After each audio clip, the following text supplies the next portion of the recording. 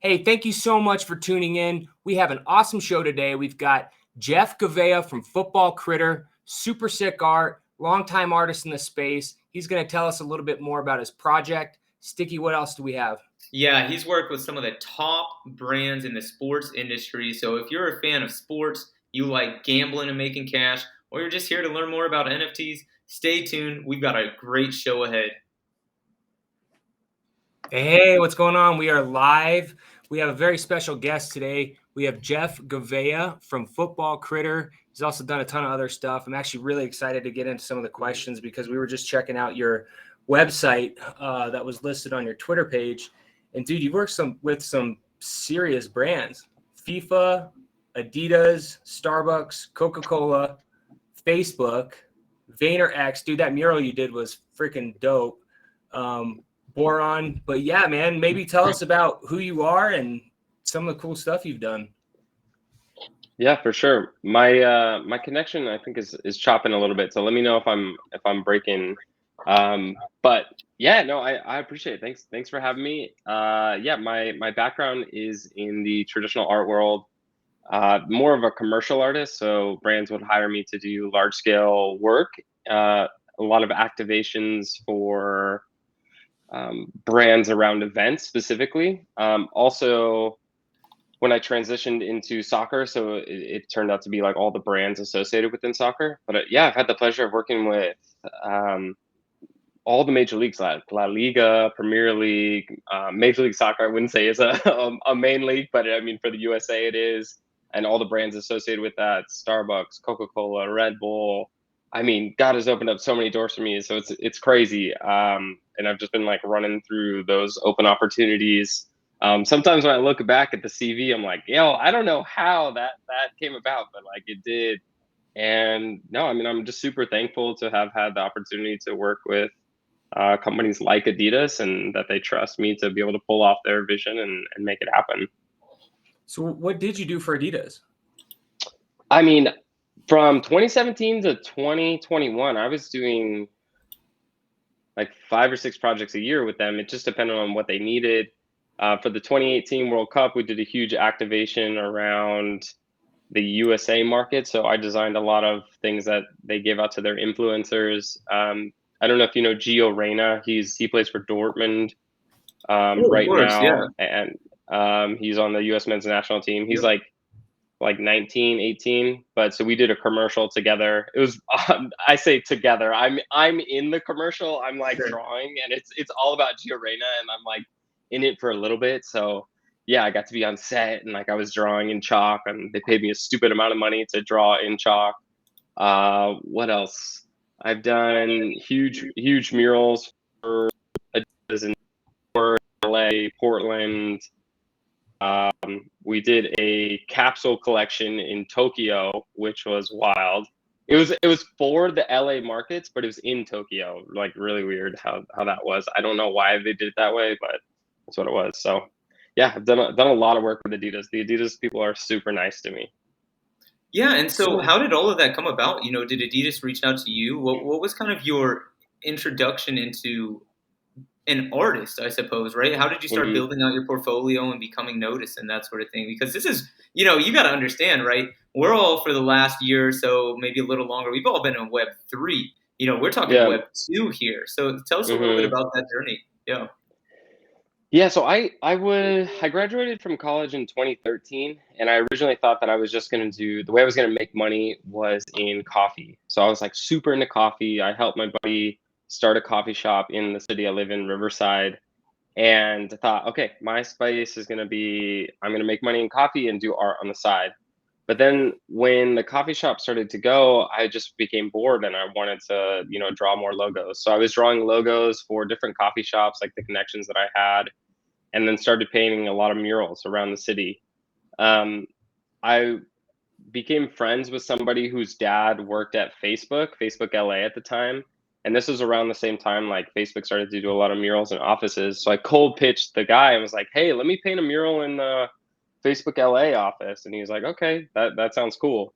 And I painted it when I'll never forget this. It was like the week that Facebook I think went public. Like they sold their shares, and it turned out that they were worth like $6 billion at the time, like something crazy.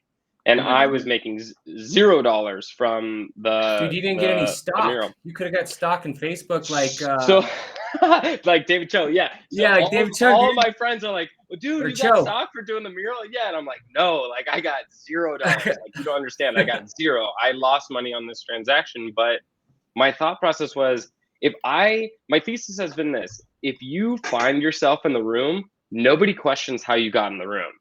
So if you can Right. just get in the room, people will assume like you belong there. It doesn't matter if you walk through the kitchen door, like you can just make it happen. So I decided to then start approaching things that way. I cold tweeted at Gary Vaynerchuk, like right when he opened the New York Hudson Yards office. I was like, hey, Gary, can I paint a mural for you?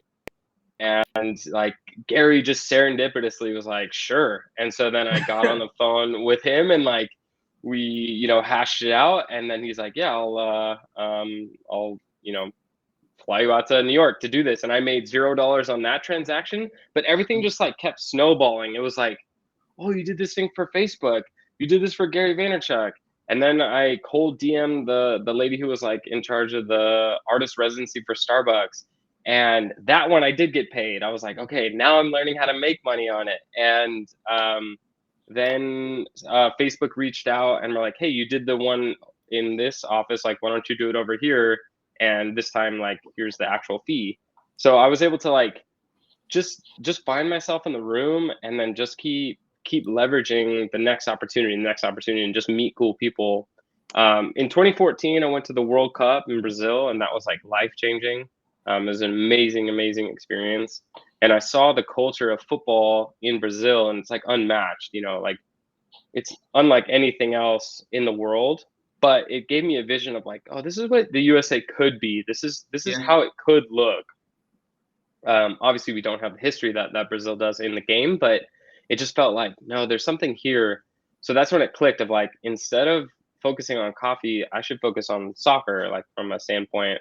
So I started going to a lot of soccer related events, and like just saying, yo, let me design the t-shirt. Let me do the stickers. Let me, like, while you guys are juggling, like I went to this freestyle soccer competition in New York where they were juggling, and it was like freestylers just going at it. And I was like, oh, let me draw on the windows. You know how like people do for like holidays?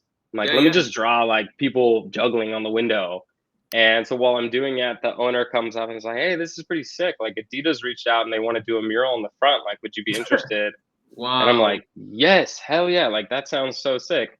So then Adidas commissioned me for that. And then while I was doing the mural for that, like literally while I'm doing it, the art director calls me and is like, hey, you're doing a great job on the mural. Like, we actually have another thing that we want you to do, and it's due like by the end of the week.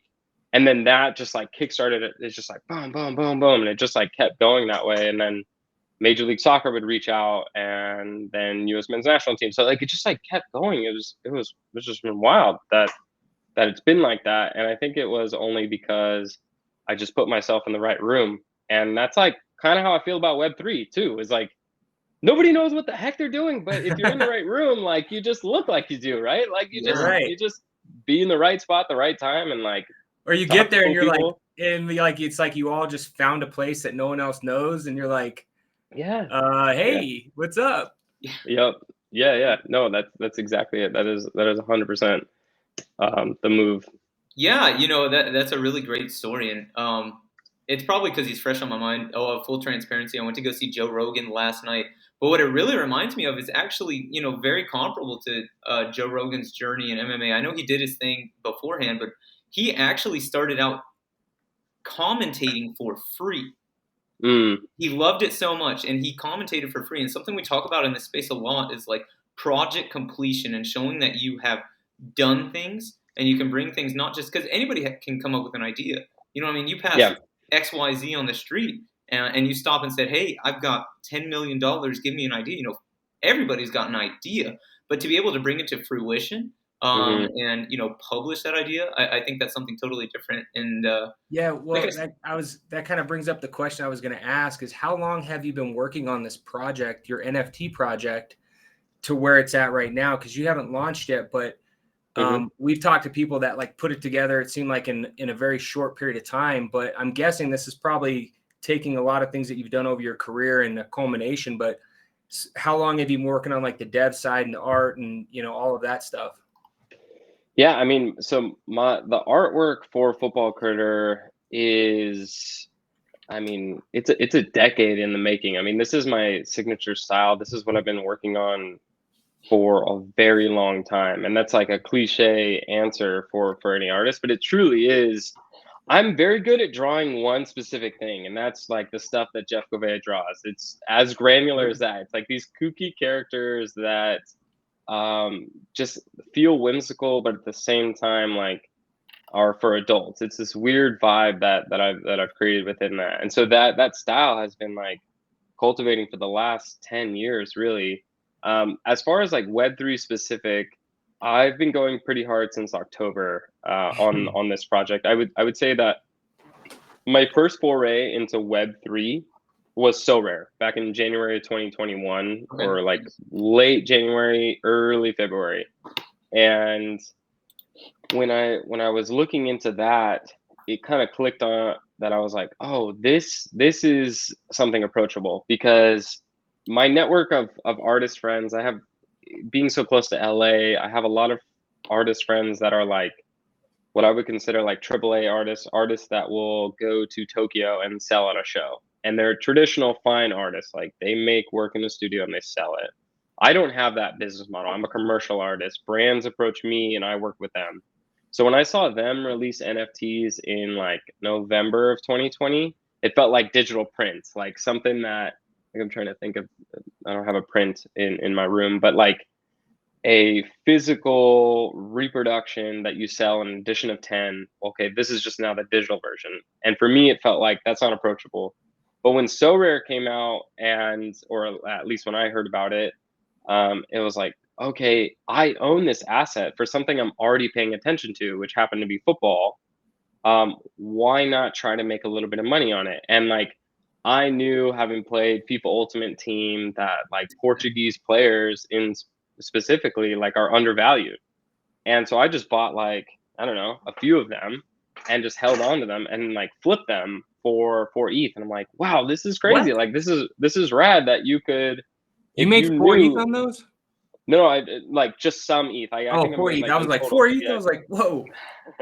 No, yeah. I mean, but if you bought a few, like, you were able to do like half ETH flips based on just buying younger Portuguese players at that time. Like, it's moved on. Like, everything in football moves. But like, okay, this is super, super interesting. So then kind of sat on the sideline, just watched the PFP craze come up, you know, like saw Bored Ape come through and immediately recognized it, saw it as like the same thing as Gucci, same thing as Rolex, same thing as Supreme. None of these brands are brands that I support or brands that I own. So I'm like, okay, this is the exact same thing. I know exactly what it is. I never had this moment where I'm like, why is it worth that? It's just, I don't know. When you understand like street culture, it doesn't really shock you anymore when you see a hoodie that's like $1,200. You're like, right. Oh, well, that's because it's like Fear of God, or, you know, whatever the brand is that commands it. But the thing that surprised me was everyone, or I felt like everyone on Twitter was tweeting about the data of the project. We're all saying, this is the ETH movement. This is what this happened last week. This is, is my connection going? No. You're still here. Okay, cool. This is like how many holders there are. This is the floor price. All those things. And it reminded me of two different industries. The first one would be the financial markets, or the stock market, which I think is very easy to understand. Like, that's probably the easiest thing to apply it to. But then the second one was, I was like, people are talking about this like it's fantasy football. Like, they're talking about Cristiano Ronaldo, you know, making 3 passes and having 6 shots on goal. And it's all data that like truly does not matter. You know, it doesn't matter really what the floor price of a project is, or how many transactions there are, or how much ETH it moved, or how many holders. It really only matters like, what did you buy it for, and what are you able to sell it, right? Like, that's like in a game, Manchester United scored 2 goals and Everton scores 0. So Manchester United wins. It doesn't matter how many passes Bruno Fernandes had or, what Marcus Rashford did. Like, it doesn't matter. The score is not going to change. But everyone was so obsessed with the data, just like in football. So then I started thinking, like, what would it look like to be able to apply those same sorts of mechanics into the NFT landscape? Like, how could you play fantasy NFT? And that thesis, I'll just never forget that. Like, I was driving, I'm like, that's super interesting. Like, I don't know if there's legs. I don't know if anyone else thinks it's funny, but like, I'm down. Like, that sounds like something I could sink my teeth into, and that I could create. Because people would always tell me, like, you should do a PFP project because I have such like a distinct way of drawing, and that like lends itself towards like PFPs, right? Like, if you have a style, you can do a decent PFP project. But for me, I could not stomach the fact of me doing a project and just saying, like, because I created this, it is worth X. Like, I could not stomach that. So what I needed to do in order to get behind it was to be able to have one tiny use case. Specifically, I wanted a weekly touch point that people would come behind. So I wanted people to be able to like play this weekly competition that's super small, but allows people to rally around that one touch point. Like, we all use the word utility, but for me, it's more like, so I go to church every single week, and I think the power of that community in church, like, religion has probably the highest sense of community around the world. Of course. I don't think it's a secret why there's a weekly touch point. Like, true community is meant by those who meet together weekly. Like, that is a fact. So to be able to have those sorts of mechanics like into your project, I thought, this is how we cultivate true sense of community. Like, have people come to a weekly moment, which is inherently football. Like, it is exactly what this space needs. And I also wanted to do it in a way that felt like only I could create this project. Like, I'm obsessed with football, but I don't think that people in the NFT space really care about football. They care about NFTs. So I didn't want to make an NFT project for the people who like football. I wanted to make a NFT project for people who like NFT projects that has a football skin. Do you understand like what I mean by that? Like, it's absolutely. Like, this project is football skin deep. Everything else is like NFT through and through. Yeah, and so I'm actually about to share my screen here. Why don't you walk us through a little bit about this graphic that you made? I mean, this is essentially what you're highlighting it up. So the idea is it's one part crispy, one part competition. So the crispy for us is just the kooky way of saying community, all about the vibes and the curation of that. So this PFP project, because that's what it is at its core, is a chance to connect with others. The second part, the smaller part, the part that is the weekly touch point, is the competition. So when you mint the characters, you're going to mint in sets of 4. This is how this may change, but I do think that this mechanic is probably going to, it should stick. Like, everything else can shift, but the way that we want to do it is you mint in sets of 4, and we will program it so that when you mint, you're minting a squad. So you would get a goalkeeper, defender, midfielder, and forward, but you'll get everything will be random within that. So each critter will have an animal, it will have a position, and it will have a team that they play for. So the team correlates to the data of different NFT projects. So like on this screen, this little Sphinx cat is a goalkeeper that is tracking the Doodles data points. So it's loosely Doodles related. Like, you see the kit has like the rainbow swirl. Right. I didn't want to like take any of the Doodles IP. I wanted to make it tongue in cheek about that this is tracking Doodles. It's no way related to Doodles. I mean, my legal team tracking like the data though, like what the performance is of the Doodles. Yeah. So awesome. So we have my co-founder Jeff, which is awkward that it's the same name as me. Jeff with a J. With a J, not a G. With a J. So yeah. You'll see me like I put on the Twitter like the J Jeffs or G Jeffs. Is he Yeah, the that guy that guy. rolls around with the camera that films all your stuff? No. Oh no, that's Jake. That's a different guy. That's that's a guy who's been working Well, with me I'm for a long John, so time. I guess I'm in the crew, huh? You're in the crew, bro. Yeah, as long as you get the J. Yeah, Sticky Finger Sticky Jones Finger also works. Yeah, Sorry, Jones, yes, sir. Jones works as well. There it is. So Raptor, I'll just say Raptor because it'll get confusing. Raptor has been developing since the late 90s. I actually just got back from drinks with him. Like we were going over the website. Like it's looking dope. And how did you guys really meet before you get into this? You know, how did you guys meet, you and Jeff? So Raptor's like 10-ish years older than me. Okay. I think. He commissioned me to do a children's book. Like, so he is a writer as well, like on the side. And he commissioned me like 6-7 years ago to illustrate his children's book. And I just remember him as like a brilliant developer and loved working with him. Like he paid me, I quoted him on a price and he paid me above that. Like he was just super respectful of me and my time and like really treated me well, like when he didn't have to. And I just really enjoyed that. So yeah, we met because I did a mural in an alleyway and he saw the mural and he really liked it. And then he did a children's book, which I illustrated, super random. And I always say no. Like I always say no to people when they say, can you do my children's book? Because everyone has a children's book. Oh, drop my lacrosse ball. Everyone has a children's book. And so for whatever reason, I'm like, yeah, I'll do it with you. I mean, your name's also Jeff, like might as well. So yeah, that's how we met. So it was saying that well, I'm just trying to understand how this works because before he was saying that you partner with Oracle, and now I guess it would make sense because you need something to do the computation to track all that stuff. Or is that completely wrong? So Oracle, I'm not sure. Not Oracle, Chainlink. Why am I saying Oracle? Oh, Chainlink. Okay, yeah. So we do. I'll explain where the Chainlink comes in. This will make sense on it. I'll put it all together. So you own each asset on chain. That's the Web3 component of this. That you would own your critter on Ethereum. It's on Ethereum mainnet. Mm-hmm. This weekly competition will be a Web2 component. So we are building our own Web2 backend that can read your wallet that shows this is what you own, and it will populate on our Web2 side.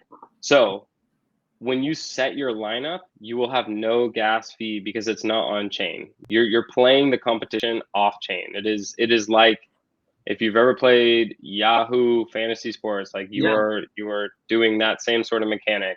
But we're reading in real time the data, the public data that OpenSea or LooksRare is spitting off of what's happened in the 7-day trailing for these projects. So these projects, we are tracking in real time, like what is happening because it's all public data. So we're just going to be using that to populate the score.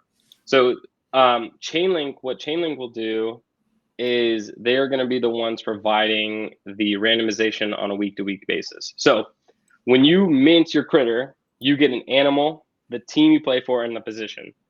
On any given week, we're going to run a randomization with Chainlink, and it will say something like, okay, this week the slugs are injured, the wolves are hot, and the forwards have an extra multiplier. And what that does is it changes some of the game mechanics of like, okay, this week, if my slug is weak, I should not play the slug. I should pick up like a walrus on the secondary because it will perform better in the game. So the idea of like worth of a project for me is very hollow. So when you look at Pokemon cards, the reason why Charizard is the most expensive one, like why it's worth the most, is because it had actual inherent value. In the card game, it was the most powerful card. Mm-hmm. And so then it just became the most valuable card because it was the most powerful, because it had like the inherent like worth within it. And a lot of these NFT projects, they don't have like inherent worth. And that's the thing that I have to focus on as a founder is I don't know what the market mechanics will do. Like I don't know what's going to happen on the secondary, and I don't really care. What I care about is creating inherent value for the thing. I mean, all these NFT projects say one whatever equals one whatever, and they're doing that for legal reasons. But I want to be able to say that one critter is worth one critter, but at the same time, like, if you want to perform better in the game, there are certain ones that will perform better if you own them. And it doesn't mean that they're worth more money. It just means they're worth more in the game, if that makes sense. Yeah, that makes a ton of sense, man. This is honestly really sweet. Yeah, I'm like because trying I to didn't read wrap my head anything around on it. there about, you talking about adding in that chain link randomization piece, right? That's so cool because it's so real world. You know what I mean? It kind of accounts for different things, like you suggested, injuries in the real world. If I have a star, my slug, let's say, is tracking a project that's just been rocketing, mooning, I guess would be the verbiage here. And I'm kind of to some degree unfairly riding that same character week in and week out. Yeah, it really normalizes the game. That's a really, really beautiful concept. Very interesting. Do you play fantasy? Are you big like DraftKings or anything like that? I have in the past. I haven't. I mean, Web3 has like really rocked everything. I'm like trying to figure out what my hobbies are in general. So I've lost everything. Totally get it. But yeah, no. I mean, I was super big into fantasy sports, and my older brother has made a ton of money just dominating fantasy leagues. Like, what does he play? No, I'm just curious because I play every single weekend, and I study for like 6 hours on a weekend. Yeah. So like all this stuff, I'm like, oh, I'm thinking game theory. I'm thinking when you're talking randomization, like leverage, all that. I'm like, oh man, this sounds really cool. So he was never on that side where it's like on the week to week things, but it's more like paid leagues for fantasy football, going to Vegas and like entering those sorts of competitions within it, that sort of thing. But yeah, the DraftKings side, or like, what is it called? Daily fantasy? Yeah, DFS. Yeah, DFS. That stuff is nuts. Like, yeah. That it would be sick to get to that point. I mean, I think right now my focus is on how do we take the current landscape of NFTs, if we take that as a foundation of what the PFPs are, how do we move it 1 inch? And that 1 inch is the weekly touch point. So yeah, I mean, what do you win in this game? So like you're doing this and I'm competing. Is there like crypto or so in-game assets? Both. So I'm still working on what that allocation looks like, but there will be a significant portion from the mint set aside as like the treasury. Obviously, we have to take out like 50% for taxes, and that disappears. And then we'll take a significant portion of what is left, and that will be the treasury. And that will, I'm going to correlate it to, it gives us a 52-week run rate that even if we made $0 on the secondary, we'd be able to like have that same payout. And then loosely based on some secondary movement, we'll be able to like replenish that treasury.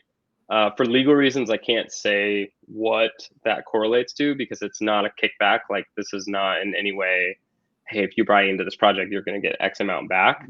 But there will be weekly prizes that are, sometimes it will be ETH, sometimes it will be in-game assets like critters. I could certainly see things like, let's say a hot project, like if Whiskers right now approached us and the game was already going, like how sick would it be that the members in our community compete to win whitelist spot for something like Whiskers? Like that would be super dope. In real life experiences that could be won only through the competition, access to the merch at cost. Like something that fascinates me would be, what if the top 10 winners had 48-hour token gated access to the merch shop, where everything in the merch shop is free. Yeah, like whatever you want. And like it's like super cool stuff that we're able to do like that. I mean, we're really excited about what the possibility is on that front, but the answer is yes to all the above.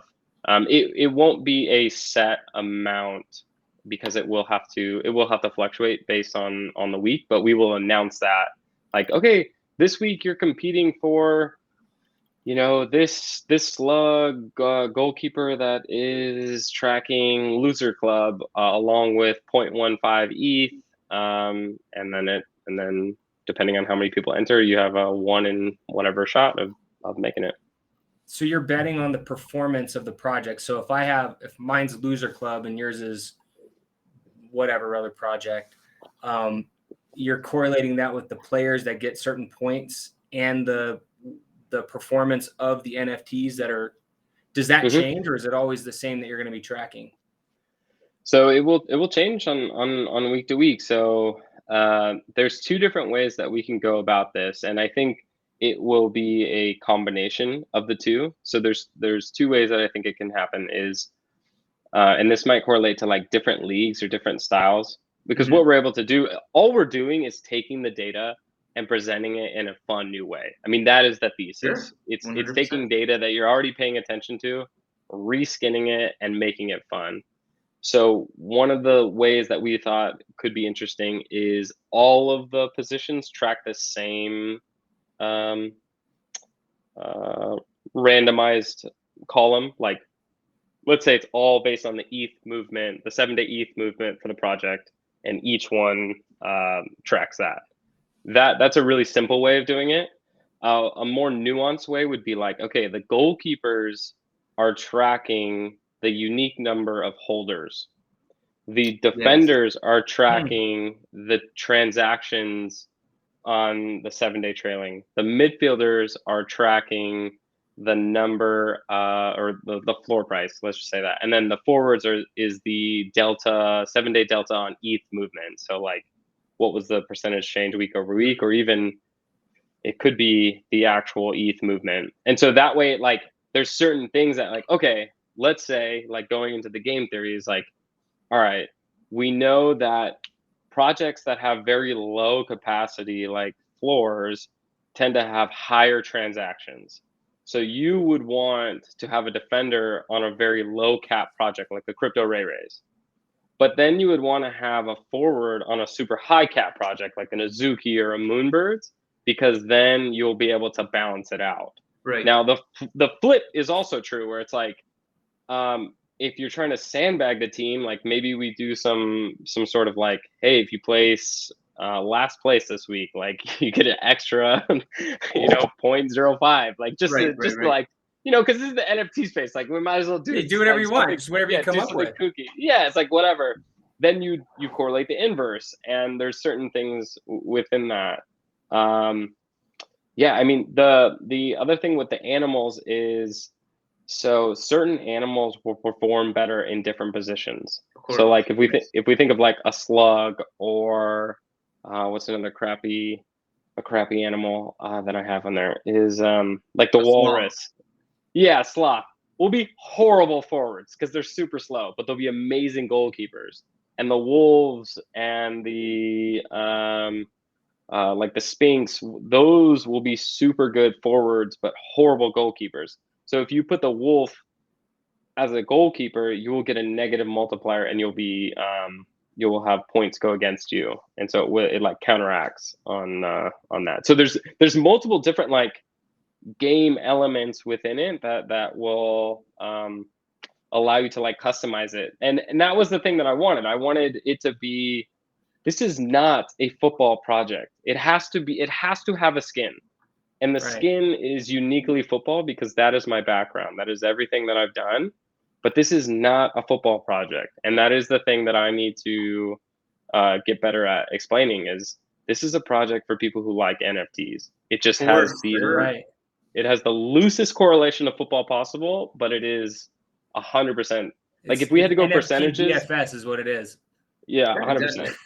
Yeah. Yeah. That's like, no, really, that's like what we're doing. That is the thesis. If we have to, like, I've been cautious about what is a roadmap, but I think the roadmap is our thesis of how do we take the data we're already paying attention to and make it into a super fun experience. That is the roadmap. Like, how do you do that? And we believe that Football Critter is taking that in some small way. I'm not promising you the world. I'm just telling you that we have a tiny 1-inch slice of something new within this. That's also not undersell your roadmap. It's loading for me right now. Come on now. Oh, nice. You don't Yeah, have to yeah. sell There you this. go. I There know you you go. worked hard There you here. go. Hey, why couldn't we find your Discord? You like had it Yeah. hidden Oh yeah, somewhere. we got to bring that Yeah, up. yeah, yeah. I Oh, saw yeah, it yeah. said that. Yes. So, the Discord is hidden. It will be, our website will be dropping. I was literally having drinks with Rafter before this, and then I had to rush over here to make this happen. We just set up the site, and I think it should go live within the next 48 hours. But I can't tell you how to get into the Discord, but I can drop this, is that you just got to keep it crispy, okay? Writing this down. Keeping it crispy. Consider it Keep done. it crispy. Keep it crispy, golden crispy, okay? Keep it crispy, golden crispy. There it is. Oh, yeah. This is the my clue to boy. get into the Discord. Keep it crispy, golden crispy. Yep. There will Nice. be like the icon when you go to the website, the icon, when you click on the Discord, it's just going to say like, sorry. And you got to figure out how to get in. That's awesome, man. Yeah, I never like would have considered the role that kind of like obviously positioning yourself as a premium product, is always going to be attractive, but like the exclusivity of the space is, people kind of putting these barriers to enter the Discord and to become a part of the community is so counterintuitive to how things were when I first entered the space, right? I never realized like it is honestly like a premium way to position yourself in the space. Definitely. It's really cool. Can you tell us though a little bit about the collection size? So, how many of each position are there going to be? I don't know if we called this out earlier, but just so everybody knows, there's going to be 20 different animal bases, like you suggested, 4 different positions. But how many of each position can we expect? That sort of thing. So I am currently finalizing the collection number. Okay. Originally, it was going to be a bit higher than 10,000. Because it'll be in packs, right? I'm sorry. 1 mint equals 4 NFTs, or so no, when I say that, and this is what will be confusing, is the collection size is the total number of critters. But Gotcha. you can take that number and divide it by 4 as like the actual collection size of like what is truly going to be on the mint out. So let's just, it's not necessarily going to be 10,000, but let's just say it is 10,000. There will be 2,500 potential packs to buy. If you think of every 4 as a pack, what you're selling on the secondary is the individual asset. So each individual critter will be up for sale. You just can only buy them from the mint in quantities of 4. Got it. Does Yeah, that make that's sense? very clear. Yeah, it makes total sense. That's really awesome. And something else that I love, and you hit on it earlier, is kind of that ultimate team aspect that you have here. I'm going to go ahead and share my screen again. And you had already hit on it, but whenever I was looking at these packs, and this verbiage particularly, pack system, man, that's exactly what was coming to my mind. Is like this is just like Ultimate Team, and so it's really sweet that you have that sort of feel, man. People who are Thank you. Yeah, people who are into Ultimate Team, they're freaks for it, and so this is a great way to. So that's kind of what that's what we were thinking is. So when we drop, we have to have a timestamp, meaning I don't know other than like Whiskers or what else is big coming down the road. Whiskers is one that let's say we drop today. Whiskers does not exist, so Whiskers would not be able to be a part of the collection. But I know that Whiskers will do really well. Like it's going to be an amazing project. I think Rico's killing it, and like it's going to be an amazing project. It's going to be something that's like a great project to track in a competition like this. Because of that, let's say Football Critter dropped last month. We would love to be able to in the future release more teams into the ecosystem, and so that's why it keeps like the pack idea is how do we make it so that we can introduce packs in the future that would still play within this game. Yeah, go ahead, sorry. Oh, no, I was going to say that most collections think of it as like V1, V2. I think of it more as it's all the same ecosystem. How do you just introduce more cards into it to be able to play? Some will be worth way more than others, and some will be worth way less. It just depends on what they're tracking and which animal base correlates to it. Yeah, and so kind of think about this, just having fun here, but FIFA, there are two ways to buy packs, right? Either one, I call my mom, hope that, she's in the shower or something, run to her purse, grab her credit card, put some cash on, and, I buy it with FIFA cash. Or Yeah. two, I grind in the game. I play it week over week, Mm, day over day, and I earn coins. And mm. so that would also be really interesting to see if, there's maybe two That could be cool. avenues to success here, right? To be able to Yeah, get those packs, that sort of thing. that could be cool. I mean, I think there are certain elements that could be fun for an in-game. I mean, token is the best word for it, Yeah, right? I don't know if that's necessarily going to be the case, but I do think that there are some merch concepts that I have with that. I think Adam Bomb Squad is doing a good job with that, where you can uh, use that to purchase things within their merch store. That to me seems like a really rewarding thing. My strategy in terms of like merch as an artist has always been give everything away for free and take the really big checks when they come. So I would rather make $10,000 from one client as opposed to $1 from 10,000 clients. Like I would rather give everything, every single sticker that I've ever done, I've always given away for free, like just absolutely giving it out. And it always comes back because people are putting it on their laptops or whatever, and then it comes back. So I think one of the biggest misses that projects are doing is they're trying to extract too much from their users. Like they're pricing their merch too expensive, and they're positioning themselves as like a premium product. When I would love for Football Critter to have the vibe of this is for the everyman. This is for the person who loves NFTs but cannot afford Azuki, cannot afford Moonbirds, but still wants to tell their friends what it's about and know, like, yeah, this is the floor price of it. This is what it was doing. Because I think that's just as important of a story to be told as opposed to I own this asset. It's not like, no, if you could tell your friends the story of what happened with Moonbirds, I mean that there's clout within that itself. Like just to be able to know what's happening within this moment. That's what I think we're building.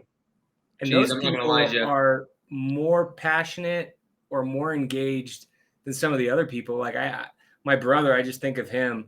Like he knows everything about all the stuff that's going on, and he's like ready for it. You know what I mean? And he Hmm. doesn't have the money to buy an Azuki, but he's in a project called Goats, and he's like super into that project. Hmm. And yeah, no, I'm getting like wound up just thinking about this stuff. So I have a couple of questions because you were talking about a Yeah. 52-week burn rate. Hmm. It sounds like you guys have some sort of business plan put out. Did you have to raise money? Is this something that you guys are funding with the drop? Like, what's the business behind this, and how did you come up with that? Yeah, I mean, I that 52-week burn rate is arbitrary. Like it could be any number of weeks. I just like thinking in terms of how do we have at least 52 weeks to figure out how to supplement the next part. If we cannot figure it out in 52 weeks, like obviously this is not a legitimate business and like it's not going to succeed. Um, from the funds will be raised from the mint, but we certainly don't need that much to make it happen. Like the mint price, well, that will be finalized in the coming weeks, but it's going to be a crazy approachable price point. Like it's going to be as close to a free mint as possible, and it's going to be something that going back to that ethos of the everyman is like we want to make it super approachable from our standpoint of like to be transparent. What are our costs? They're not very high because I'm doing all the design work. Rafter is an amazing developer. Our Web3 partners are Metaseed, and their fees loosely correlate to percentage on mint out. It's not a recurring thing, so they're not cutting into our royalties. um, this will be a cash flow positive business based on the royalties alone, and we will not have a tremendous burn just because we're kind of front running everything. I took on a little bit of I took a loan from a friend that really wanted to have exposure to the project. full transparency. I didn't need the money at all, and I have the money. Like, for me, I'm not someone that takes people's money lightly, and the only reason I took it was because I'm like, no, this guy like really, really wants to be a part of this, and like really wants to sink his teeth into this. He has greater access to capital than I do, and there could be a scenario where we need to raise money, and I need someone like him on the team, and he needs to have a little bit of skin in the game to make that happen. So I took on just a little bit to be able to cover the upfront cost, but no, I mean, we're bootstrapping it. I'm trying to keep this as cash flow positive as possible. My background is in the business world, and certainly running my own business, I understand the necessity of keeping cash tight and not trying to be flashy with anything. I co-own a company where we sell cold brew filters all over the nation to different coffee shops. So like I understand the business side very, very well, and I'm not trying to like create something that can't sustain itself. Yeah, so can we expect a Football Critters coffee to come out at any point? I don't think that's out of the question. Like, it's really not that difficult. One of my ambitions is I do expect to make some money from Football Critter. Like, I think that it can make money. I would love to be able to take some of those profits and to be able to put it into one of my ambitions is to open up a donut shop here in my city, and Nice. it would be called Stripes Donuts, and it would be loosely soccer related. Like, I'm pretty simple. Like, I like coffee, art, and soccer. So like those three things are gonna permeate through every single thing that I do. A Football Critter based coffee is really not that crazy of a thing to pull off. I have a ton of connections within that world. Love to hear it. You need a taste tester? Let me know. Absolutely. Okay. I mean, hey, it might pain me a little bit, to be one of the first people to do it, but I'm willing to take one for the team on this. So I got you. yeah. So- Just let me ask real quick. From talking to you, obviously we're both very impressed. We like the idea of the project beforehand.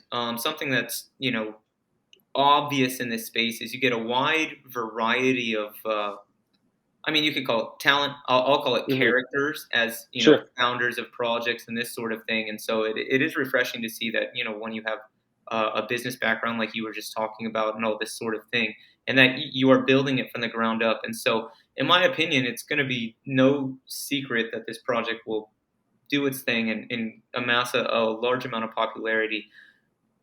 How are you planning to do your mint? You seem like a man of the people, right? From talking with you, you talked about wanting to do a low price. You give away your art. You'd rather have this large paycheck. And so, have you thought about the fact that not everybody who wants to be part of the project initially will have that opportunity? And so I just want to know, what your thoughts are around that. Yeah, I mean, I think there's no way to make it available to every single person. Like, that's just, there's a certain amount of, in the NFT world, you are relying on so much psychology to make it happen. Like, Absolutely. if I tell you, here's the Discord, come into my Discord, guess what you're not going to do? You're not going to join the Discord because you're in too many. But if I tell you, hey, the Discord is closed forever unless you figure out how to get into, guess which Discord you want to get into? Right. My Discord. That's right. Yep. So at the same time I say it's for everybody, I'm actively closing the doors. So I think when I say I'm for the everyman, I'm for everyone who believes in the ethos of Football Critter. Here's who we're not. Here's who is not going to be welcome into the Football Critter community. Because I think this is the thing that most NFT projects don't do, is they don't define who's not allowed. And for me, those would be the people who are chasing really, really big profits and a gangbuster thing. They think something is just going to go to the moon. That's not going to be Football Critter. That's just not going to be it. Right. We're going to be a slow burn. We are going to be something that is here now, and we're going to exist in a year because it's just a very slow churn. It's going to be someone who wants to be along for the ride and not for the short-term spike. Like, if that is you, please don't join the Discord. It's just not going to be a good experience for you. You know what I mean? Like, that's just not who we're going to be about. And there's plenty of people in this space who that's all they want to do, and I think that's cool. Like everybody's in a different point in their life, but I'm much more about this technology, not necessarily what Football Critter is doing, but Web3 in general is something that will change the world as it goes on. And I just want to build something that allows us to pay attention to it in a much more fun way. I don't think I'm going to change the world. I think I can help us pay attention just a little with a little bit more fun, like bring a little bit more crispiness to it, like a little bit more of the vibe, and allow us to enjoy this moment just that much more. And if we're engaged in it, I truly think that in 12 months, 24 months, we'll be able to like reap the fruits of just by being in the space. But if we're constantly chasing like the fast flip, the fast like spike, we're going to get so burnt out that we won't exist. And then in 12 to 24 months, we'll be like, dang, I should have just held on, like should have just been in the space and something good would have happened. For going back to your question of like, how do I get every man to have access to this? The answer is I can't cater to every single person. But what I do think is possible is if our mint price is low enough, and that with the pricing mechanics of selling in quantities of 4, it should incentivize people to get the first early adopters will get the units that they want. Ideally, they're holding 4, but we've also built it so that you can just hold 1 and still participate in the game, in the competition. But you can choose to sell the 3 or whatever, and you would be able to sell it at such an agreeable price point that the next people getting in also feel like they got an incredible deal. Because I think most projects right now that are coming out are pricing around the 0.07 to 0.15, which is aggressive. It is aggressive. We get into this like ETH pricing mindset, and 0.07. I mean, you think you relate it back to the dollar, right? And I'm thinking 0.07 of a dollar. Like, come on, that's nothing. But it's like that is cash. Yeah. So we haven't figured out the exact number, but I guarantee it will be less than 0.02. Like I'm telling you, it's going to be a very, very agreeable rate that each critter correlates to 0.02. The units on the 4 should be right around the 0.05. I'm trying to make this at the one hand, it's an exclusive community, but at the same time, like for those that are in it, I'm not trying to yank anything on them. I just want them to be a part of it and to not have them part with a ton of money. I want them to put a little bit of skin in the game, but this is not a cash grab. This is somebody who's building something so that we can enjoy it together. Like that is truly the ethos that I'm trying to bring across. Well, I was just thinking, like, first of all, it's not for everybody because you have to have a fairly comprehensive knowledge of NFTs to understand what you're talking about. Sure, yeah. You know what I mean? You got to be in it, and just to even get to NFTs, you have to have a fair amount of knowledge in the crypto space. And then from there, to know these dynamics, you're going to have to be a savvy NFT person to understand how to do this, which is totally cool. Why Ethereum? Are you building on Ethereum? I'm guessing. Why not Sol or Tezos or something else? That's so my and that's super valid. Why not go on Solana where the transaction is going to be pennies on the dollar of what Ethereum is, or certainly why not Polygon where it's pennies on the pennies of the dollar, right? There's a reality, like going back to the psychology of it, is for better or for worse, there is a psychological aspect to things being released on side chains like Polygon, like Solana, like Tezos that feel like second fiddle. And it's an unfortunate reality of what it is. I would love to be able to release it on a much more efficient chain. I think everyone would.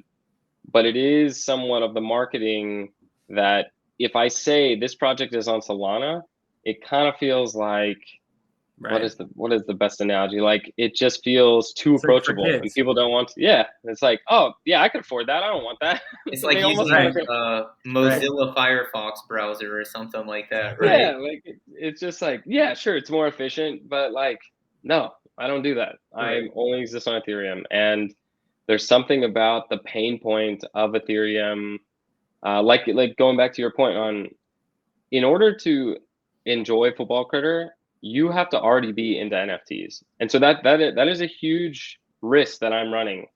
I can't onboard anyone with my project. This is not a project to onboard someone. This is not a project where I can like turn around to my friends who don't know what NFTs are and be like, yo, you should buy one of these. It's like, no, you shouldn't. Oh, Because you you're going couldn't to even have no explain it to idea. them. Right. No, yeah. They're Like, like, no, trust me. Like, this is what you No, have to do. They'd be like, dude, Yeah. I'm just trying to hook my freaking wallet up to my Mhm, browser and like mhm. get my Coinbase to meet, like, Yeah. yeah, no, I Yeah, totally get it. this is not, and I hope people respect that of like, Of course. there is a certain amount of in this project that is not approachable, and that is on purpose because I could have made a PFP and it would have been so much easier. I should have done this. I should have done just one character with one animal and just done 1,000 different combinations. It I would have did been it 6 so months easy. ago. And repeated it 20 times. Yes. Yeah. That would have been so easy. Gosh dang it. I should have done that, but I didn't because I wanted to make something that was only, this is like kind of there's the brand Fubu, for us, by us. It was Yeah. amazing in the Black community. I love that mentality, for us, by us, for the NFT people, by NFT people. That is kind of the concept, is like, this is not a project for the person who's skeptical about NFTs. Like, in fact, don't show up to the Discord. Like, it's not going to work for you. I'm not trying to onboard anyone. I'm not trying to sell anyone.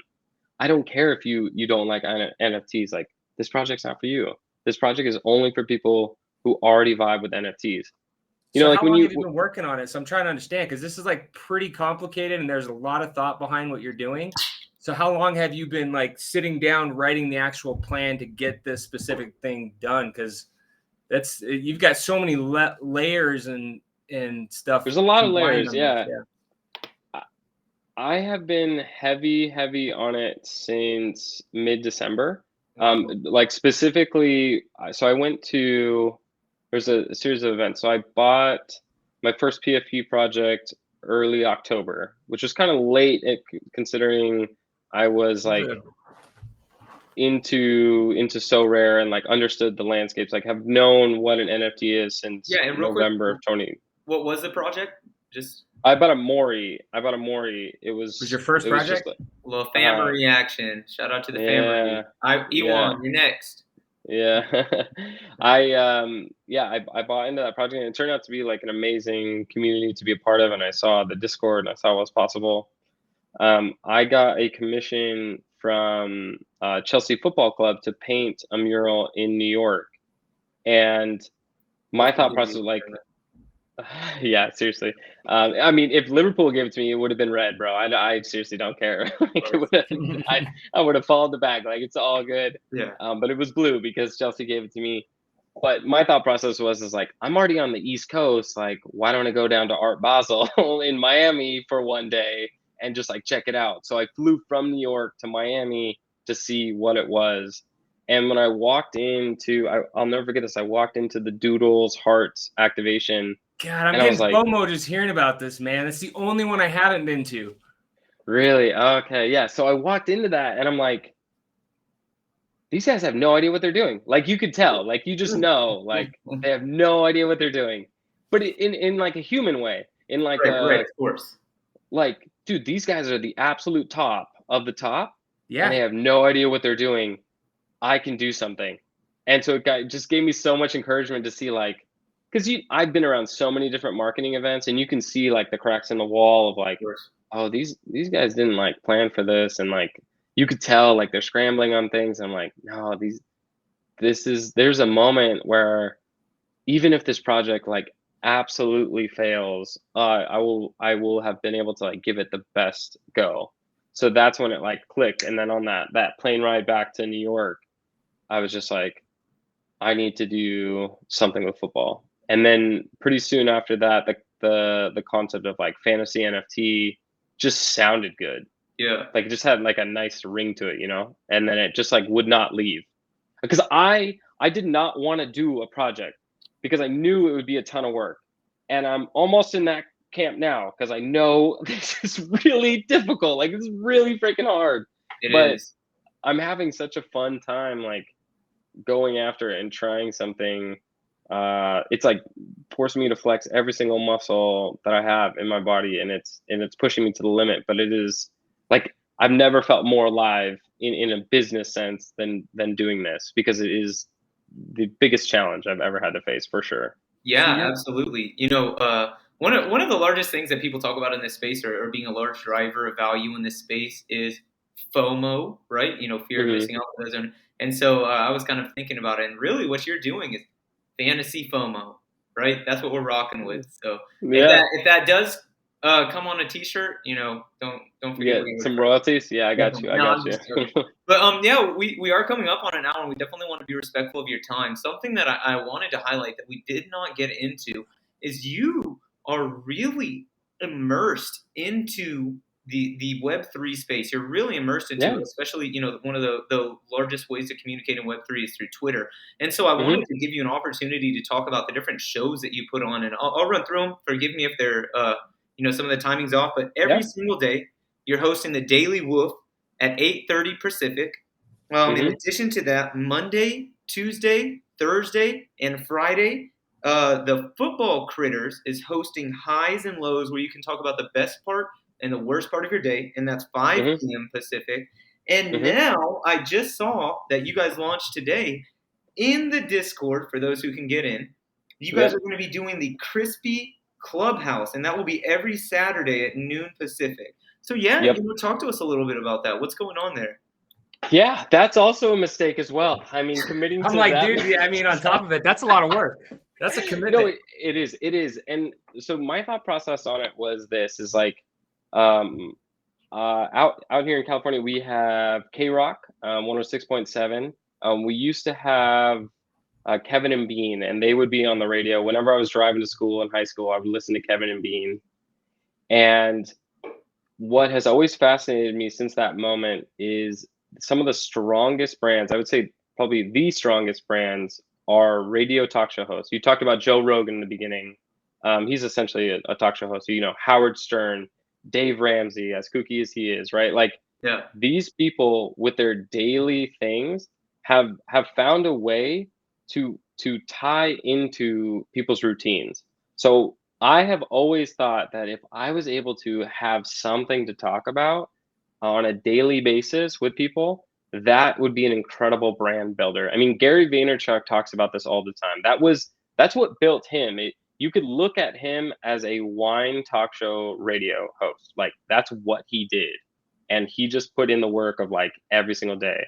And there's something about that people respect. Like, literally tomorrow is the 69th episode of Daily WOOF. Which by coincidence, so we skipped only 2 days. And if we had not done that, the 69th episode would have been on 420, which would have been such an amazing Web3 moment, but we missed it. And that was totally like serendipitous. But just the fact of like showing up every single day, it doesn't matter how many people show up in the Daily WOOF tomorrow. And it doesn't matter how many people come to the episode of Highs and Lows. What people are walking away with is like, holy crap, Jeff is going to be here tomorrow. And that is the main thing. It's not possible without, I got my guy Rudy Veerwell here in the chat. Like, shout out to Rudy the whole time. Yeah. Yes, sir. Yeah. Shout out to Rudy. Come on. It's not possible without Rudy. I mean, Rudy's like the main reason we've been able to do this, because I could not have done it alone. Like, I needed Rudy to like make sure that this was happening. A workout partner. Yeah, totally. But it was also something. So Rudy, we were in each other's weddings, and so like we've been homies for a long time, and we just bring a level of chemistry that I think is missing within Web3, where people are kind of like trying to figure out how to co-host things together, and they don't have chemistry together because they don't have past experiences together. Whereas Rudy and I have a lifetime of things that we can reference at any given time, and like he knows that he could say something and I'll riff on it immediately. And so it just made this like going back to the everyman thing is how do we make it so that every single person who comes to the space is invited on stage? Like, if you join one of our spaces, you are invited to speak. And most people don't. But for the people who do, they'll come on and be like, "Hey, I've never been asked to speak," and it's like, well, thanks for coming. Like, how's your day going? Like, what's up? Like, what's up? and that is something that's very important to us, because it's no one conversation matters, but it does matter in terms of like the entire thing. How does the entire thing come off from a marketing perspective? All I'm doing is, how do I build trust? By saying, I was here yesterday, I was here the day before that, I'm going to be here tomorrow, I'm going to be here the day after that. And how do I show that? You can only show that in like consistency. Whew, you blew me away right there. That's very nice. Honestly, that's it, right? That's it. Run it over for another hour, and yeah, that's the show right there. Yeah, that was beautiful. Hofstra, Awesome. did you have anything else you wanted to say? And if not, Jeff. No, I'm like, man, I gotta start jumping in this in the morning, and then I'm thinking of all the other stuff, because my DFS head is going off right now. So you just like kind of blew my mind, which I love. So I really appreciate you coming on, and thank you for your time. It was really, thank you for having me.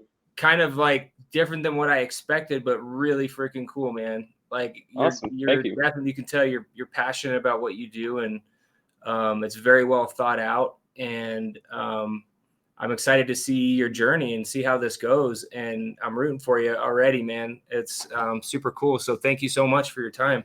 Yeah, definitely. When we come out with like our mint spot strategy, they'll be called draft mint spots. I'll definitely give some to your guys' community. So we'll talk about that. I don't have the exact number right now, and I don't have a way to give it out right now, but we'll make it happen. That is awesome. Outstanding, Jeff. That's better than anything we could have ever expected, because I was literally trying to figure out how I'm going to end the call, and it was going to be something to the effect of, we got to figure out how we're going to get our hands on these packs. And so we'll make it happen, dude. We'll make it happen. Yeah. Yes. We'll get your sticky fingers on it, bro. All right. There it is. Yes, sir. They don't call me sticky. He likes to bet though. Like right before this, he was on there checking all of his bets that he made right before this show. Come on, he's a data scientist. Gambling, sports. He's got a master's degree in data analytics, so his little nerd brain's going off too. Heck yeah, that's super cool. Well, we'll chat later, because I'd love to hear you guys' thoughts on it and just get any feedback. Absolutely, yes, sir. It was great to hear your story. Really appreciate you coming on. For anybody who hopped on, we know that Twitter had some opportunities at the beginning. Make sure you check out our YouTube. You can check out the full show there, and we'll edit and put up a beautiful version later on, I think tomorrow. But otherwise, we really appreciate everyone tuning in. Jeff, appreciate you coming on to the show, man. Really cannot thank you enough for your time. Until next time, this is the Web3 DJs. We got Jeff, my host, Hofstra. Thanks for tuning in. Yeah, thank you. Take care, guys.